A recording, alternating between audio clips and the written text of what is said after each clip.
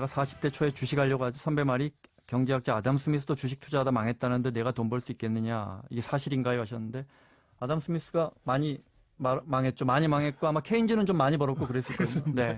네. 둘 다 큰 돈을 굴렸고 대학 돈을 굴렸습니다. 자, 일상생활에서 발생하는 우리가 쉽게 지나칠 수 있는 것들 경제 원리로 풀어보는 경제특강 시간입니다. 많이들 기다리셨죠? 김방희 생활경제연구소장 자리하셨습니다. 어서 오세요. 네, 안녕하십니까. 김방희입니다. 오늘 아주 재밌는 주제를 갖고 오셨어요. 스니커스라는 운동화. 네. 예. 우리 김 기자도 정장 구두만 신고 다니지는 않던데, 네. 이 신발 즐겨 신는 것 같은데, 이걸 이제 저처럼 운동화 이렇게 부르면 9세대, 네. 스니커즈라고 부르면 신세대, 이렇게들 구분하더군요. 젊은 분들한테 이 스니커스 문화는 뭐 진이나 티셔츠만큼 지금 아주 보편화된 문화의 일부입니다. 근데 그 가격을 보면, 저도 네. 직원들 이제 가격을 가끔 물어보면, 저희로선 전혀 이해할 수 없는 가격표가 붙어 있거든요. 네. 그래서 우리에게 운동화는 사실은 정장 구두보다는 훨씬 싼 거였는데 네. 지금은 이게 역전되다 못해서 우리가 납득할 수 없을 정도의 가격이 붙어 있습니다. 그러니까 정장 한 벌값 그 이상이 됐는데 왜 스니커스의 가격이 그렇게 됐을까?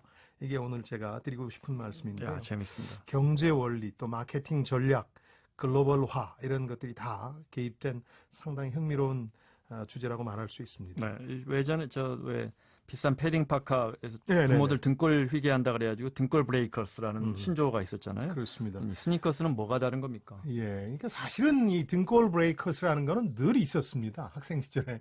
저희 때도 대학교 입학하고 나서는 그 말머리 그려진 유명 브랜드 청바지, 또 칼자국 같은 로고가 들어간 운동화, 이런 것들이 등골 브레이커스였죠. 네. 그러니까 어느 시대나 있어 왔고 품목만 바뀌어 왔는데, 스니커스는 그런 성격도 있습니다만 두 가지 면에서는 조금 다릅니다. 이 두 가지 에피소드를 말씀드리면 이해가 좀 쉬우실 거예요. 지난 겨울 굉장히 추웠잖아요. 네. 그때 이제 홍대 주변을 토요일 아침에 조깅하는데 새벽부터 막 줄이 서 있어요, 젊은 친구들이. 네. 그냥 줄 선 정도가 아니라 텐트나 슬리핑백 같은 걸 들고 와서 철야한 친구들이 많았는데요. 그걸 이제 요즘 텐트 장박이라고 한다고 하죠. 장박. 네.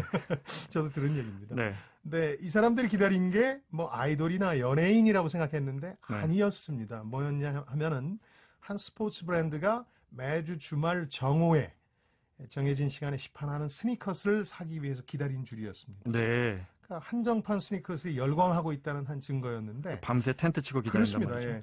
그 겨울에 네. 사서 자신이 신기 위해서기도 하지만 투자 목적이 있는 겁니다. 산 다음에 이걸 인터넷이나 SNS를 통해서 다시 판매하는데 그 희귀성에 따라서 가격이 크게 뛰기도 합니다. 그러니까 패딩 같은 등골 브레이커는 자신이 입기 위해서 부모 돈 뜯어내는 거 아닙니까? 근데 이거는 되팔기 위해서 사는 경우도 많습니다. 일종의 투자나 투기가 되는 거죠. 또 하나는 뭐 그간의 청바지라든가 패딩 정도가 아니라 그 가치가 지금 거의 명품 수준까지 뛰었습니다. 이거 저도 실감한 적이 있는데요. 이거는 스니커스 문화의 중심지라고 할 수 있는 미국 뉴욕 맨하튼에 가면은 스테디엄 굿즈라는 가게가 있는데요. 네. 이 스니커스 재판매 전문점입니다. 네. 2017년에 개장했는데 재판매? 예, 그러니까 각 스포츠 브랜드가 내놓은 한정판 스니커스를 다시 파는 거죠. 근데 우리가 생각하기엔 그거 원래 판 가격으로 되팔겠다 싶지만 그게 아닙니다. 주식시장처럼 그 희귀성이라든가 인기에 따라서 가격이 매겨지는데 네. 제가 본 두 가지가 아마 여러분들 상상을 초월하는 가격일 겁니다. 하나는 네. 요즘 제일 잘 나가는 디자이너죠. 그 버질 아블로라는 사람이 어떤 브랜드하고 협업해서 내놓은 조던 1이라는 건데 이게 네. 네. 원래 20만 원짜리였는데 300만 원에 지금 팔리고 있더군요. 조던 농구 선수 조던의 그렇습니다. 유명한 그 마케팅에서도 아주 많이 등장하는 그렇습니다. 농구화입니다. 그렇습니다. 네. 우리나라 분들도 많이 아는데 최근에 네. 다시 이게 리부트 됐죠. 아마 다시 전 만들어졌는데 세계에 뭐 이게 몇 천만 그렇습니다. 컬레 아마 뭐 1억 컬레 이상 팔렸다든가 그럴 겁니다. 그렇습니다. 네. 이게 이제 또 한 가지 제가 놀란 게 요즘 잘 나가는 미국 뮤지션 퍼렐 윌리엄스라는 사람이 있는데 이 사람이 아주 최소 수량만 만든 게 있어요. 네. 한 그 브랜드랑 같이 이거는 1,300만 원 하더라고요. 한 켤레 그렇습니다. 한 네. 켤레. 뭐 정장 한 벌값 이상이죠. 네. 그러니까 기존 등골 브레이커스와 달리 일종의 투기 시장이 형성됐다. 그러다 보니까 이제 스니커스라는 품목 자체가 신종 명품 시장으로 등극했고 실제 온라인에 가시면 이제 판매 플랫폼이 많이 생겼습니다. 그리고 네. 이런 제품만 모아놓고 파는 오프라인 매장도 뭐 홍대라든가 신사동 같은 데 가면 많이 있는데 그 이유가 일종의 주식시장처럼 이런 게 생겼다. 그리고 또 유학생들 중에는 한국에 들어올 때 현지에서 한정판 스니커스 몇 켤레 사와서 한국 서울에서 팔면 네. 비행기값 다 뽑는다. 이런 얘기가 들릴 정도로 좀 이 시장이 핫합니다. 어르신들 들으면 도대체 뭔 소리를 하고 있는 건지. 아니 근데 스니커스가 정확히 어떤 신발입니까? 제가 알 것도 알 것 같은데 아까 그냥 아는 척하고 듣고 있었는데 이게 저도 잘 그냥 모르죠. 단화 같은 운동화입니까? 아니면은 그냥 운동화를 총칭하는 거라고 보시면 그래요? 될 텐데 네, 이게 네. 오래된 그 이름의 역사가 있습니다. 네, 그러니까 원래 그 기존에 우리가 신던 신발, 예전에 신던 건 대부분 구두 아니었습니까? 네. 가죽으로 만들고 밑창에 말진 같은 걸 박아서 오래 신도록 한 건데 이런 신발들은 또각또각 뭐 뚜벅뚜벅 소리가 났죠. 근데 밑을 생고무로 만들고 뭐 천이라든가 가죽으로 만든 운동화는 소리가 잘 안 났거든요. 물론 이제 밀리는 소리는 좀 납니다만 네. 뚜벅뚜벅 하는 소리는 안 났죠. 그러겠죠. 그러다 보니까 이제 아. 스니커즈라는 이름이 붙게 됐는데 네. 스니크라는 영어 단어가 소리 안 나게 몰래 숨어든다 네, 이런 네. 뜻이니까 스니커즈는 은밀하게 침투하게 할 수 있게 해주는 거 뭐 이런 의미를 거기다 가지고 있습니다. ER 붙여가지고. 그렇습니다. 네. 재밌는 건 이게 처음부터 이렇게 청춘 문화의 상징격인 제품이 아니었고요. 학교하고 교도소 전용품이었다는 겁니다. 재소자들이 주로 신고 다녔던 겁니다. 네. 그러면서 이 사람들이 이거 스니커즈라는 속어를 만들어낸 거죠. 이거 간수 몰래 어디 왔다 갔다 할 수 있기 좋다. 네. 그래서 스니커즈라는 이름을 일단 편하고. 만들었는데 그렇습니다. 네. 그러니까 이게 이제 1917년에 우리가 잘 아는 그 고무 운동화 전문 브랜드가 하나 있습니다. 여기서 광고를 하면서 이 속어를 일반 명사로 만든 거죠. 광고 문구에 이걸 쓴 겁니다. 네. 그때부터 이제 운동화를 총칭해서 스니커즈라는 이름으로 부르기 시작했습니다. 1917년. 그렇습니다. 옛날 이야기는. 정리하면 많이 만들지 않습니다. 귀하고 당신만 할 수 있습니다. 희소성 뭐 이렇게 정리할 수 있겠는데. 그렇습니다. 네. 우리가 아는 스포츠 브랜드 제품들은 사실은 가격이 정해져 있고 뭐 비싸다고는 해도 다 정장 한 벌 값은 안 됩니다. 20만 원 이하입니다. 네. 또 브랜드별로 가격 차도 얼마 안 되죠. 근데 이제 한정판 같은 경우에는 각 브랜드가 특정한 기간 동안에 어떤 계기를 만나서 일정한 수량만 생산하는 거죠. 별도로 이름도 붙입니다. 또 대부분은 세계적으로 유명한 스포츠 스타, 아까 마이클 조던 얘기를 했습니다만은 대개는 농구 슈퍼스타와 협업을 한 거죠. 콜라보레이션이라고 그래서 젊은 친구들은 콜라보 합니다만 이걸 네. 통해서 내놓는 거죠. 네, 협업. 네. 그렇습니다. 희소성이야말로 사실은 어떤 상품의 가격을 올리는 가장 결정적인 요인입니다. 사람들은 대개 이제 실용적인 목적 때문에 어떤 상품을 원하고 그게 가격에 반영된다고 생각합니다만은 실제로 그렇지는 않습니다. 예를 들어서 정장 한 벌값 스니커스 디자인 같은 걸 한번 보시면 인터넷에서 어떤 건 디자인이 너무 과해서 과연 이걸 신고 다닐 수가 있을까 네. 싶은 게 많거든요. 네. 그러니까 실제로 신기 위해서 젊은 친구들이 그토록 열망하는 건 아니고요. 아니, 김신영 씨 거 봤어요, 제가. 가격은 생각 안 나는데, 네. 그 운동화 하나 그거 사서, 지금 말씀하신 그 한정판 사서, 진열장을 샀어요. 그 운동화는 올려. 그러니까 물론 신는 기능은 아닌 거죠. 그렇죠. 예, 열망하는 이유는 구하기 힘들기 때문에 더 그런지도 모르겠습니다. 이 점은 사실 경제 원리에서 상당히 중요한 부분인데요. 네. 그 현대 경제학의 아버지라는 사람이 아담 스미스인데 아까 말씀해 주신 네. 국부론이라는 대표적인 저작의 앞부분에 가면은 이 부분에 대한 설명이 좀 있습니다. 사용 가치라는 것과 교환 가치라는 걸 구분하고 네. 가격에 결정적인 영향을 미치는 건 교환 가치다 이런 설명을 해놨는데 물과 다이아몬드의 예를 들었습니다. 사실 물은 인간이 없으면 살 수 없는 거잖아요. 네. 귀한 거죠. 다이아몬드는 쓸모는 거의 없는 돌에 불과합니다. 네. 근데 이제 물은 거의 거저에 가깝고 다이아몬드는 엄청나게 비싸지 않습니까? 이걸 통해서 아담 스미스가 사용 가치는 물이 더 높을지 몰라도 교환 가치는 다이아몬드가 워낙 귀하니까 네. 이게 더 높다. 가격에 결정적인 영향을 미치는 거는 이 교환 가치다 이런 얘기를 한 거죠. 네. 마찬가지로 이 한정판 스니커스도 뭐 그걸 신어서 하는 만족보다는 그 희소성 때문에 교환 가치가 상당히 높아졌고 그래서 굉장히 높은 가격이 형성됐다. 네. 이렇게 보셔야 공급의 되겠습니다. 희소성. 몇 그렇습니다. 개 만들지 않으니 빨리 사세요. 네. 당신만이 주인이 될 수 있습니다. 뭐, 정리하면 이런 마케팅 전략을 쓰는 겁니까? 그렇습니다. 마케팅 전략 가운데서도 특히 최근에 이제 마케팅의 총알이라고 불리는 게 있습니다. 네. 광고 회사에서는 이걸 빼놓고 요즘 광고를 생각할 수 없을 정도인데 스타 마케팅 네. 혹은 유명인 브랜드화라고 합니다.